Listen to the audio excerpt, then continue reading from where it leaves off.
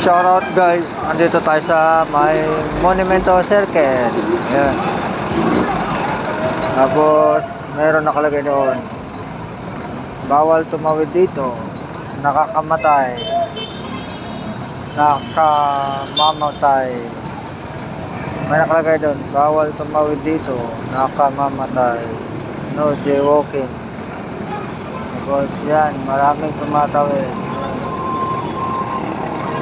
Ayan, may tumatawid, may counterflow pa, may nag-U-turn pa. Tapos mayroong mga enforcer doon sa tapat. Ano nangyari? Ayun, ang dami enforcer. Hindi man lang hinuhuli yung tumatawid. Ano tong traffic rules dito? Ano yung sign dito? Design lang pala tong sign na to.